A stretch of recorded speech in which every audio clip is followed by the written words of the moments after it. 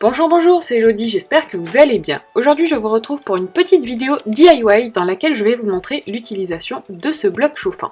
Donc c'est le bloc chauffant de chez Aromazone, le bol cosmétique chauffant. On a son petit bol ici avec le petit chauffage ici. On a deux positions, une position pour faire fondre les beurres et une position pour faire fondre les cires.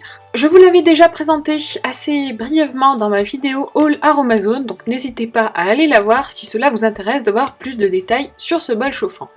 Ici on va tout simplement tester vraiment le bol chauffant car je ne l'ai pas encore testé. Donc on va le tester en situation en préparant une petite crème hydratante. Donc je vais vraiment préparer une crème hydratante toute basique. Je vais utiliser une huile végétale. Moi je vais utiliser de l'huile de coco. De la cire d'abeille pour l'émulsifiant. Donc ça c'est de la cire d'abeille blanche. Et de l'eau de source. Voilà les trois ingrédients dont vous allez avoir besoin pour réaliser une petite crème hydratante toute simple. Ensuite, je vais ajouter quelques petits actifs. Donc moi, je vais rajouter de l'allantoïne qui est adoucissant et apaisant. Ainsi que l'actif cosmétique Skin Repair. Donc ces deux actifs, je ne les ai pas encore testés. Mais j'avais très envie de les tester. Donc c'est l'occasion de pouvoir les tester dans cette petite crème hydratante. Je ne sais pas si je vais rajouter un petit parfum, mais si c'est le cas, je rajouterai le parfum, l'extrait aromatique d'abricot. Après, je ne sais pas parce que l'huile végétale de coco, elle a tout de même sa petite odeur, donc je ne sais pas si je vais rajouter un extrait aromatique par la suite ou pas. Donc tous les produits viennent de chez Aromazone, je vous mettrai le lien de leur site en barre d'infos, donc moi c'est vraiment là-dessus que j'achète toutes mes matières premières pour faire les cosmétiques maison. Et j'allais oublier, vous allez avoir besoin bien sûr d'un petit contenant pour mettre votre crème hydratante. Donc moi ce que je vais faire, c'est que je vais faire environ une soixantaine de millilitres, une soixantaine de grammes de produits. Mais vous pouvez bien sûr changer les proportions, je vais vous mettre dans la barre d'infos la recette que je vais utiliser.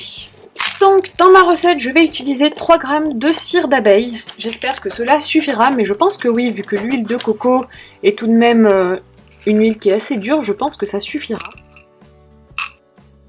Maintenant, on va mettre 30 g d'huile de coco. Donc l'huile végétale de coco, c'est une huile qui est solide à température ambiante. Donc c'est pour ça que je disais, je pense que ça suffira. C'est une huile qui sent vraiment très bon la coco. Donc en même temps, c'est une huile de coco. Donc là, je vais tester la petite spatule pour prélever l'huile de coco. Donc c'est la petite spatule qui était livrée avec le bloc chauffant. L'huile de coco est assez compliquée à prélever. Comme vous pouvez le voir, c'est vraiment une huile qui est très dure. Peut-être je devrais mettre moins de cire d'abeille, je ne sais pas. On va essayer comme ça et on verra. Une fois qu'on a mis donc notre petite huile ainsi que notre cire d'abeille, on va mettre tout ça dans le bloc chauffant et on va faire chauffer. Je vais utiliser la petite spatule fournie pour essayer de faire fondre tout ceci. Donc là je me suis mis sur la position 1 pour l'instant et je vois que ça commence déjà à fondre. L'huile de coco commence déjà à fondre. Donc sur la position 1, c'est pas mal pour les huiles et les beurres comme je vous l'avais dit, mais je pense que ça ne suffira pas pour faire fondre la cire d'abeille. On va se mettre sur la position 2 pour voir si c'est plus efficace. En tout cas pour l'instant ça fond très bien. C'est pas rapide mais ça fond très bien. La petite spatule est très pratique, donc ça c'est un bon point d'avoir mis une petite spatule avec. Voilà, vous voyez, ça nous permet de laisser notre petite préparation, de l'essuyer contre les bords du bol chauffant. Je vois que la cire d'abeille commence à fondre, donc c'est vraiment pas mal. Regardez, ça fond super bien, donc c'est très rapide en fait. Et voilà, vous voyez, c'est déjà fondu, donc en même pas 5 minutes je dirais, ça a tout fondu, donc ça c'est vraiment bien. Donc maintenant ce qu'on va faire, c'est qu'on va couper le chauffage et on va ajouter hors du chauffage l'eau. Donc pour l'eau, je vais tout simplement mettre 25 g d'eau. Donc on va essayer de faire ça assez rapidement. Je vais utiliser le petit fouet et on va essayer de mettre ça délicatement. Voilà, j'ai déjà fait n'importe quoi.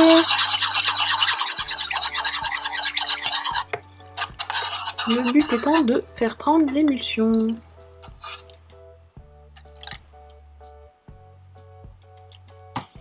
Bon, voilà. J'ai déjà fait n'importe quoi, comme vous pouvez le voir. Je vais peut-être enlever... Je n'ai même pas enlevé l'étiquette de mon mini fouet. Et donc, on va émulsionner tout ceci.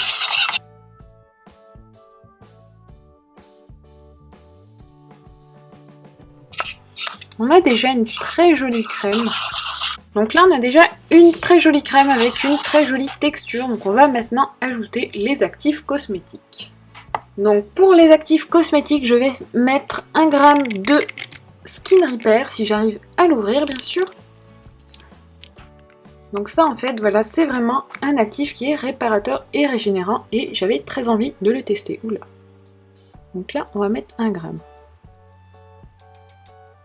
Il sent un petit peu, je trouve.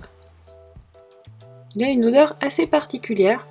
Donc on va voir à la fin, peut-être que j'ajouterai quand même de l'extrait aromatique d'abricot pour masquer l'odeur. Hop, 1 g.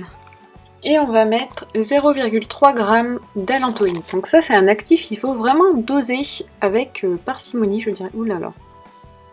Donc on va essayer de mettre 0,3 g. On est à 0,29, ça ira très bien. Et maintenant on rebrasse tout ceci.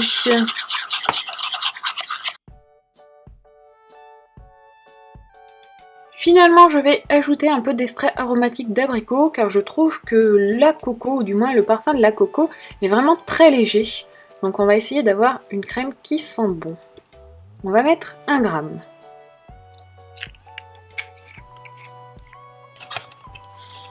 Et on rebrasse.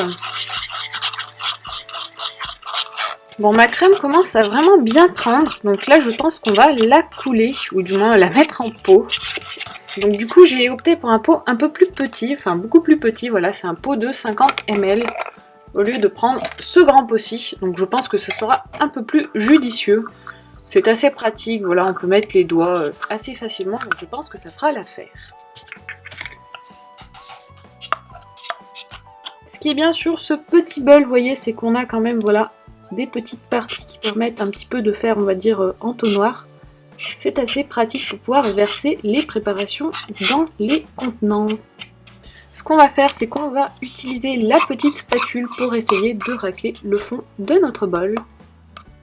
En fait, je me dis que j'ai peut-être pris un pot trop petit du coup. Je pensais prendre un pot trop grand, mais celui-là est peut-être un petit peu petit. Bon, ça devrait aller. Ça va être un pot bien plein. Ça passe tout juste. Au pire, je peux étaler le restant sur le visage et le corps. Je pense que c'est ce que je vais faire. Pour ce qui reste, je pense que je vais l'utiliser directement pour tester. C'est très pratique cette spatule en tout cas. C'est un petit peu la révélation la spatule. Franchement, regardez. On peut aplatir, hop, c'est super pratique. Nickel. Pour le nettoyage, je pense que ça sera assez facile, vous voyez. Il n'y a rien qui est accroché, donc c'est plutôt pas mal. Et voilà pour cette petite crème. En tout cas, elle sent vraiment super bon. Donc ça, je suis vraiment très convaincue, en tout cas, par le résultat, du moins par la senteur du résultat. Je viens d'essayer, vous voyez, j'en ai pris directement comme ça. Et je trouve que la crème n'est pas du tout grasse. Donc ça, c'est vraiment bien. Elle pénètre facilement, c'est vraiment quelque chose de très intéressant. Je pense que je referai cette recette peut-être avec d'autres actifs. Enfin, on va déjà voir comment elle va évoluer, comment va évoluer le pot quand il va refroidir. Je ne voudrais pas que la crème soit trop dure, mais en tout cas là, la texture elle est vraiment géniale, c'est super pratique. Concernant le bol chauffant, comme vous l'aurez compris, c'est vraiment un accessoire qui va devenir un de mes indispensables. Vous l'avez vu, c'est vraiment super pratique de s'en servir. Voilà, vous le faites sur votre petit plan de travail. Vous n'êtes pas obligé d'aller dans votre cuisine. Et ça, je trouve que c'est vraiment bien. Le bol a l'air très facile à nettoyer. La spatule, eh ben, elle marche vraiment très bien. Elle est vraiment très utile. En tout cas, ils ont bien fait de la mettre. Les couleurs, elles sont plutôt sympas. Niveau esthétique, il est petit, voilà, il prend pas de place, donc ça c'est vraiment bien. Et le bol, vous voyez, il suffit largement, enfin du moins, pour mon utilisation personnelle, il me suffira largement. C'est un bol de 230 ml. Et je pense que ça suffira largement pour faire ses propres cosmétiques. Bon après, si vous voulez faire votre lessive dans le bol chauffant, je pense que ce sera un peu limite. Mais vous aurez compris, voilà, le principe. Quand on veut faire ces petites préparations, eh bien le bol est vraiment très pratique. Je vous ai fait bouger, pardon. En tout cas, moi je vous le recommande à 100%, surtout vu le prix qui coûte. Voilà, il coûte 13 €, donc autant acheter un petit bol cosmétique chauffant au lieu d'acheter voilà, des petits contenants dédiés pour vos cosmétiques. Vous achetez juste ça au lieu de vous prendre une casserole exprès pour faire vos cosmétiques et ça marche tout aussi bien. Du moins, de mon point de vue, au moins, moi je n'ai pas besoin d'utiliser des casseroles de ma cuisine qui après ne me resserviront plus pour la cuisine. Donc ça c'est vraiment pratique. En tout cas voilà, je ne peux que vous le conseiller. Donc je précise juste, je n'ai aucun partenariat avec Aromazone, voilà, c'est vraiment mon avis personnel. J'avais vraiment vu ce petit bol cosmétique sur leur shop et j'avais vraiment envie de le tester tout simplement parce que j'ai la flemme d'aller faire mes cosmétiques dans la cuisine et que je trouve les bains-maries très peu pratiques. Voilà, moi j'en mets toujours partout quand je fais des bains-maries. Donc ça voilà, c'est vraiment la solution idéale de mon point de vue. En tout cas, j'espère que cette petite vidéo vous aura plu. Si c'est le cas, n'hésitez pas à me le dire. N'hésitez pas à me dire également si vous avez déjà testé ce bol. Je serais ravie de voir vos petits commentaires. En tout cas, voilà, le seul défaut que je peux peut-être lui reprocher, c'est que le bol, voilà, le petit bol n'est pas vendu à l'unité. Si on casse le bol pour X raison, voilà, on est obligé de racheter également le bol chauffant. Donc ça peut être le seul point négatif qu'on peut donner à ce petit appareil. Mais en tout cas, voilà, regardez la place qu'il prend par rapport à mes mains, voilà, regardez par rapport au pot de cire d'abeille, voilà, ça prend vraiment pas de place, c'est vraiment très bien. Et donc moi, comme vous l'aurez compris, je suis vraiment conquise pour cette première préparation. Bon après, ce n'est que la première préparation, donc peut-être que je vous ferai un retour d'ici plusieurs préparations, peut-être que mon avis changera, je ne sais pas encore. Mais en tout cas, voilà tout ce que je peux vous dire pour le moment. J'espère que cette vidéo vous aura plu et je vous fais plein de bisous. Ciao ciao!